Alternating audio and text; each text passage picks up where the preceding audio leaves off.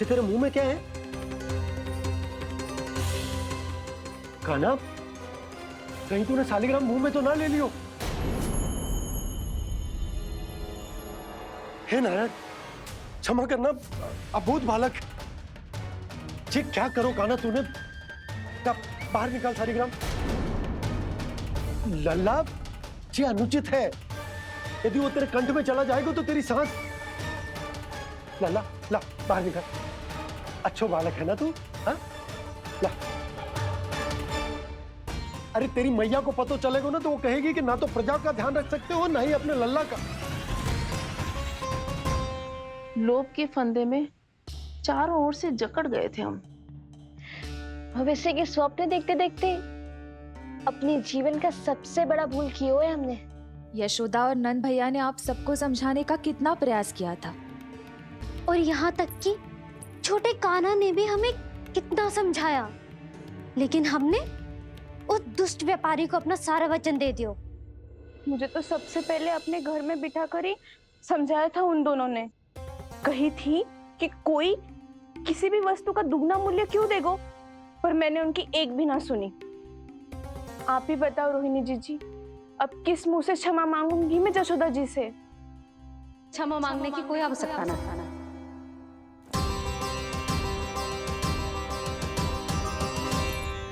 महत्वपूर्ण बात तो ये है कि तुम सबको अपनी भूल का आभास होगा और उसका पछतावा भी। पर अब तो बहुत देर हो गई है जशोदा जी, अब क्या होगा? जिस सुनहरे भविष्य के लिए हमने उस कपटी व्यापारी के सामने अपने नारायण के नाम का वचन दिया था, उसने वही भविष्य लेके राजा कंस के पांव के नीचे रख दिया है। संतुष्ट सुखी जीवन जी रहे थे हम। बछड़ों को उनके भाग का दूध मिलता था। हमारे बच्चे जितना चाहे दूध दही माखन खाते थे। अब उनके मुंह का निवाला छीनकर उस दुष्ट कंस को देना पड़ेगा चिच्ची। ना, नारायण की कृपा से तेरी जसोदा जिज्जी के पास गायों की कमी ना है। मैं अपने घर का सारा गोधन पूरे गांव के साथ बांटूंगी। किसी भी बालक के मुंह से निवाला ना छिने को। नारायण की कृपा से गोकुल का एक भी प्राणी वंचित ना रहेगा। हाँ नहीं तो देख कान्हा, बाबा का कहना मान ले। कान्हा, तुझे नारायण की सौगंध है, वो सालिग्राम मुझे दे दे।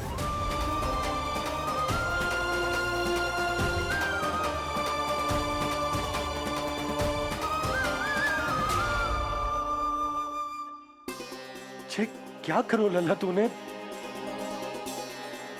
ऐसे भी कोई कर तो है क्या लल्ला? मैं पहले से ही तुझे लेकर कितना चिंतित हूं। अच्छा पता है तुझे? क्षमा करना प्रभु।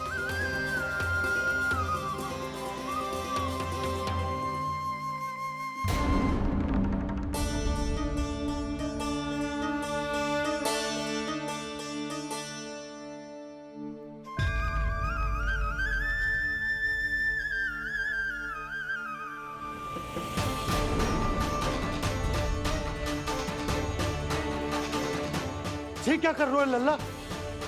नारायण की मूर्ति कहाँ गई?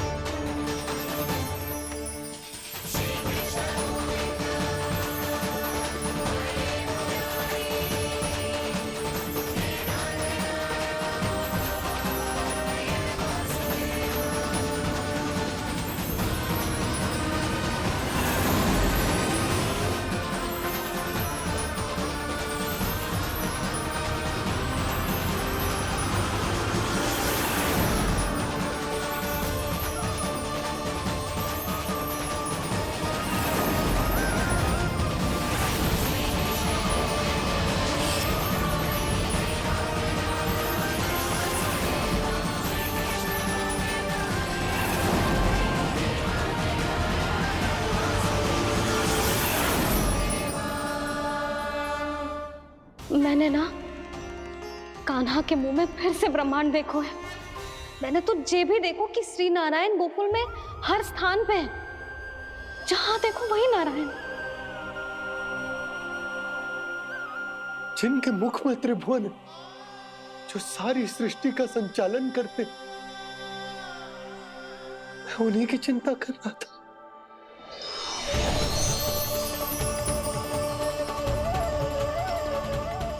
प्रभु,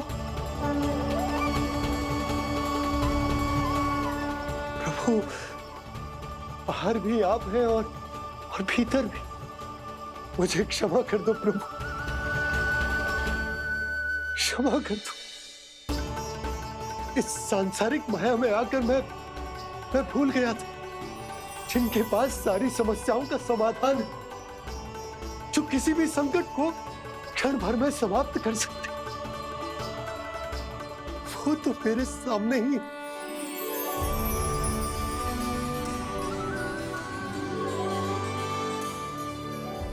समस्या कैसी भी क्यों ना हो, चिंता समाधान नहीं, बाधा होती है। इसलिए चिंता मत कीजिए बाबा। मैं तो सदैव ही कहता हूं, मनुष्य को कठिन से कठिन परिस्थिति में भी चिंता से दूर ही रहना चाहिए। यदि व्यक्ति अपना सारा ध्यान अपने कर्मों को पूरा करने पर लगाए, तो वो बड़े से बड़े संकट का सामना भी सहज ही कर सकता है। और वैसे भी मेरी पूजा वही करते हैं जिन्हें मेरे अस्तित्व पर विश्वास है। इसीलिए उन्हें भी ये विश्वास अवश्य रखना चाहिए कि मैं अपने भक्तों का साथ अवश्य देता हूं, सदैव, हर परिस्थिति में।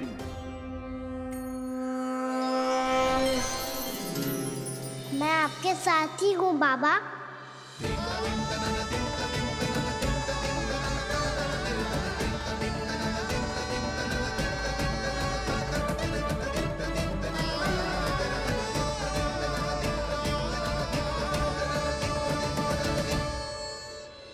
जीवन भर उसके साथ व्यापार करने को वचन दियो है, उसका क्या जशोदा?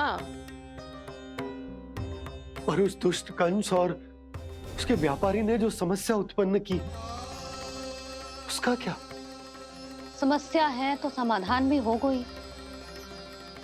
मैंने तो कही थी ना मौसी, जो हमारे समझ में ना आए उस समाधान का दायित्व भगवान नारायण पर छोड़ देना चाहिए।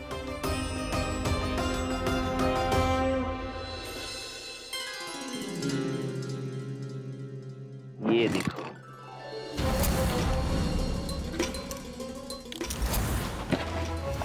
ये आभूषण, मोती, ये स्वर्ण उपहार में देने का सामर्थ्य किसके पास होगा? कंस महाराज, तुम देख लेना, मैं इस घर को महल बना दूंगा, सब झटक लूंगा। कान्हा, तुम तो अंतर्यामी हो, सब जानते हो। बताओ ना, कैसे मैं गोकुलवासियों की सहायता करूं? कोई उपाय सुझाओ। तुम्हारी ये रहस्यमयी मुस्कान बता रही है कि तुम्हारी लीला पहले से ही आरंभ हो चुकी है ना? अपने कर्मों का फल सभी को भोगना ही पड़ता है बाबा, चाहे वो अच्छा हो चाहे वो बुरा। तुम सभी चिंता मत ही करो। जो अन्य व्यक्तियों के साथ बुरा करते है ना, उसके साथ देर सवेर बुरा ही होता है। और जिस हाथ से उस षड्यंत्रकारी ने तुम सबका दूध दही माखन लियो है ना, जल जाएंगे वो हाथ, जल जाएंगे वो। दोनों पिता पुत्र का इसी से स्वागत करूंगा।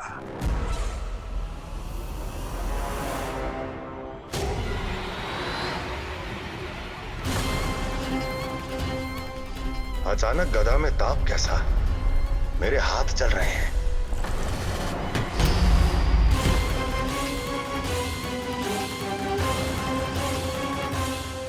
और वो व्यापारी जो तुम सबके शांत जीवन में भूचाल बन के आओ है, स्वयं शांति से थोड़े ना बैठ पाएगा। अरे उसके जीवन में उस षड्यंत्र से बहुत अधिक भयंकर भूचाल आएगा।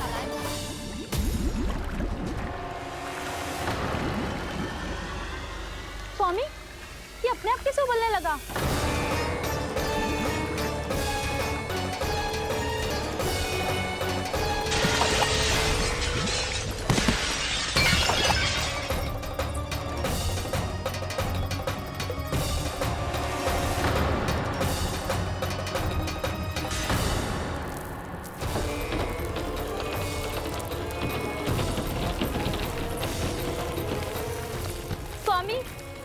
घर को महल बनाने का स्वप्न देख रहे थे, लेकिन ये खंडर बन गया।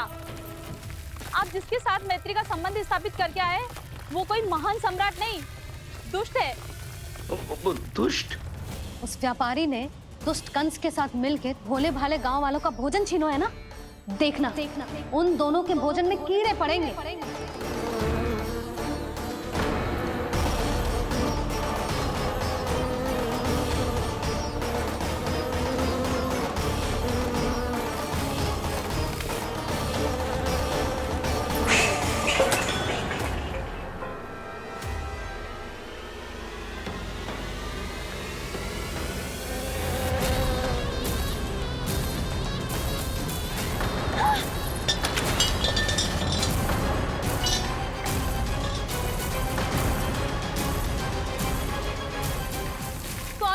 घर गया, जीविका का साधन गया, अब क्या जाएगा हमारा जीवन?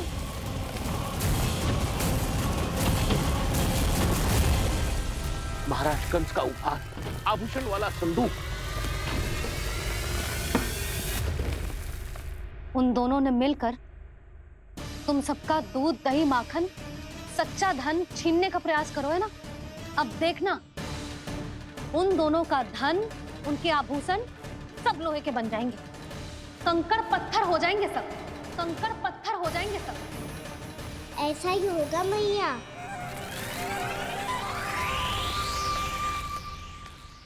मेरे ग्राहक। लेकिन स्वामी, ये इतने क्रोध में क्यों दिखाई दे रहे हैं?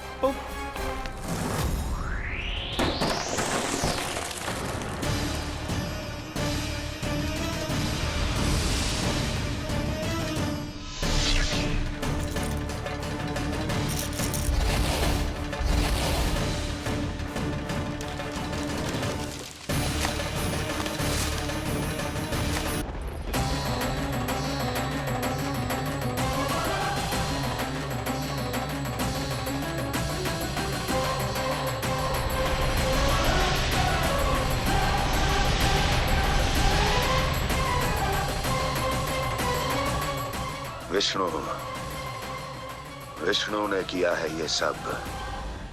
कंस ने जो किया है उसका दंड वो अवश्य भोगेगा, उसका दंड वो अवश्य भोगेगा, दंड वो अवश्य भोगेगा। किसने कहा ये? किसने कहा ये? किसने कहा? मैंने पूछा किसने कहा ये?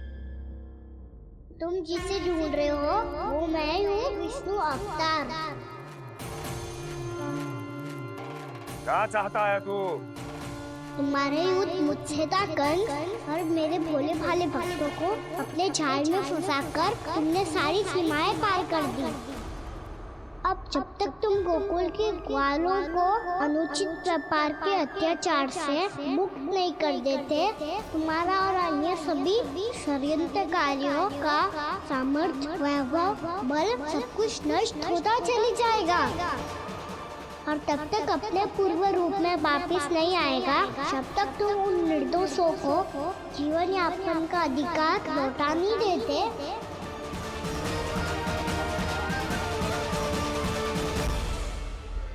महाराज, दूध, दही, माखन सब कुछ पूरी तरह से सड़ गया है। महाराज, सारा अनाज, फल और सब्जियां सब नष्ट हो चुकी है महाराज। महाराज, महल का सारा पेयजल दूषित हो चुका है। छल है ये। ओ विष्णु अवतार हमें अपने माया जाल में फंसा रहा है। ऐसी सड़ी हुई मिठाइयां मैंने आज तक नहीं खाई हैं। खोए की नहीं, पत्थर की बनी है ये, उससे भी कड़ी है तुम्हारी ये मिठाइयां। आज के बाद कभी मिठाई नहीं लेंगे। जो बुरे कर्म करते हैं उनके साथ बुराई होता है, और अच्छे कर्म करने वाले को अच्छाई मिलती है। आप अपना कर्म कीजिए बाबा, आपकी चिंता अपने आप दूर हो जाएगी। और हाँ बाबा, शीघ्र ही आपको एक बड़ा डिनर लेना होगा। स्मरण रखिएगा, जो होता है वो अच्छे के लिए होता है।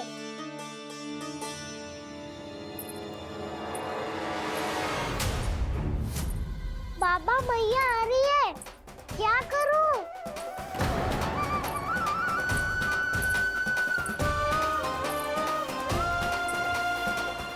कछु सुझाव दो ना बाबा, जिससे मैया मुझे ऐसे नहीं देख पाए।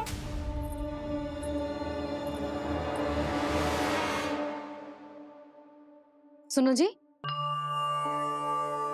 आपने पुकार लगाई थी क्या?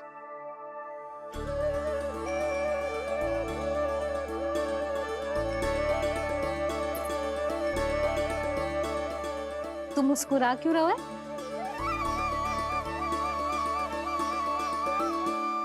और आप भी बदले बदले से दिख रहे हो। पूजा करके तनिक शांति मिली ना? शांति ही नहीं यशोदा, प्रभु नारायण ने मुझे समस्या को समाधान भी दे दिया। मैं बस अपना कर्म करूंगा। कल कंस से मिलने मथुरा जाऊंगा मैं। उस दुष्ट अत्याचारी से मिलने जाओगे आप? ना ना, मैं आपको उससे मिलने ना दूंगी। देखो ना आपने कैसे हमारे गांव वालों को फंसाओ है उसने। अवश्य ही आपको भी उसी उद्देश्य से बुला रहा है। आप मुस्कुरा रहे हैं प्रभु? कुछ देर पहले ही तो मैया सभी को मुझ पर अर्थात श्री नारायण पर विश्वास करने की सीख देकर आई है। अब देखो स्वयं भी चिंता करी है ये। चिंता मत ही करो यशोदा, मुझे श्री नारायण किसी भी जाल में ना फंसने देंगे। वो तो यही है हमारे साथ। यही है, इसका क्या अर्थ है जी? तुमने कही थी ना कि तुमने उन्हें हर जगह देखो, हमारे घर में, गोकुल में। तो इसीलिए तुम चिंता ना करो, मुझे अपना कर्तव्य करने दो। कल भोर होते ही मैं मथुरा निकल जाऊंगा। पता तो चले वो हमसे चाहतो क्या है।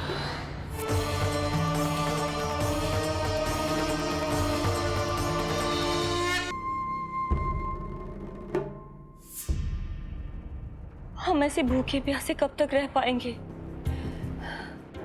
कंठ सूख रहा है, जठराग्नि मेरे उदर को जला रही है। अन्न और जल के बिना यदि एक भी दिन और रहना पड़ गया तो मेरे तो प्राण ही निकल जाएंगे। महाराज कंस जिस विचारधारा पे विश्वास रखते थे उसे ही भूल गए हैं। वो ये भूल गए हैं कि युद्ध करने के लिए और उसे पराजित करके स्वयं विजयी होने के लिए स्वयं जीवित रहना आवश्यक होता है।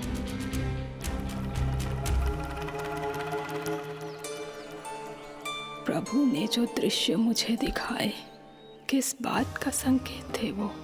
क्या मुझे यहाँ आने के लिए प्रेरित करना ही उनकी योजना थी? बहुत सोच विचार के भी ना समझ में आ रहा है।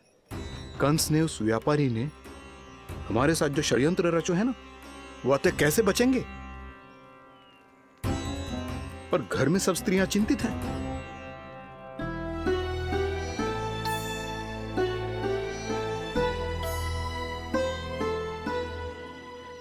सुनो भाई सब लोग, नंदराज ने निर्णय लियो है कि वो इस बार कंस से मिलने अकेले जाने वाले हैं।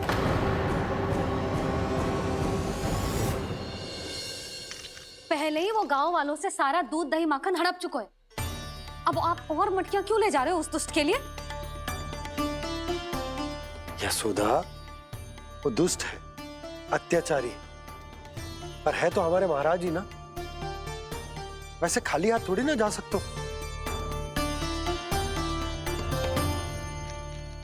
तुम अपना ध्यान रखना।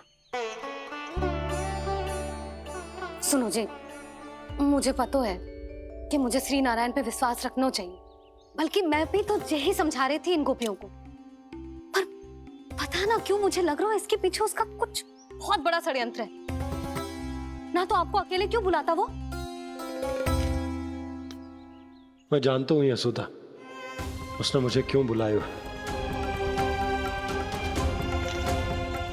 पर मैं तुम्हें ना बता सकता। मैं ना चाहता हूं कि तुम चिंता करो।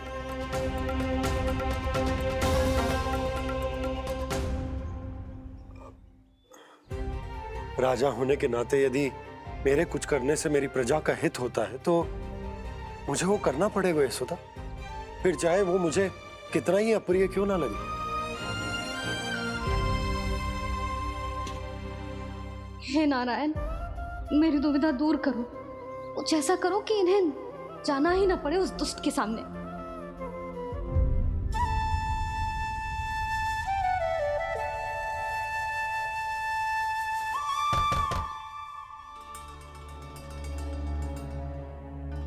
जी इतनी सुबह कौन हो सकता है?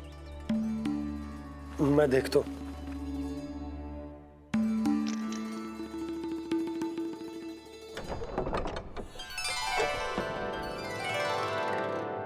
पूर्णा मासी, आप? यशोदा?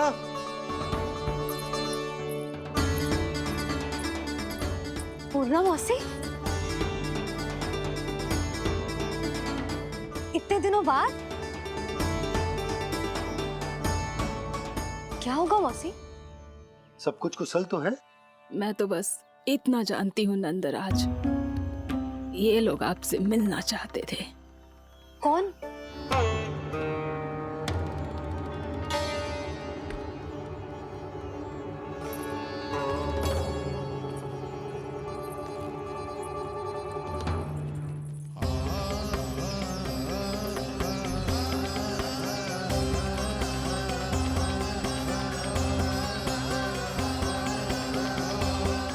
इतनी सुबह आप सब यहाँ? क्या होगा?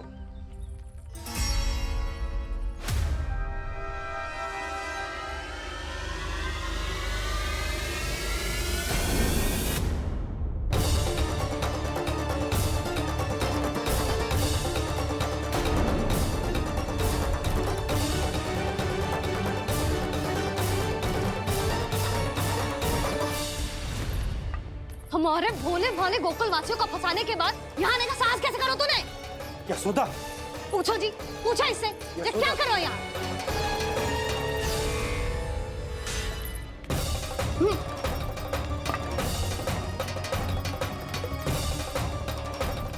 इनकी ये दशा आप सबने तो ना की?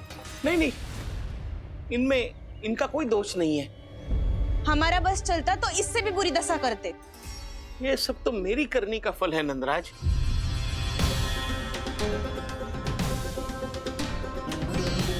इसे इसके किए का दंड मिल गया है।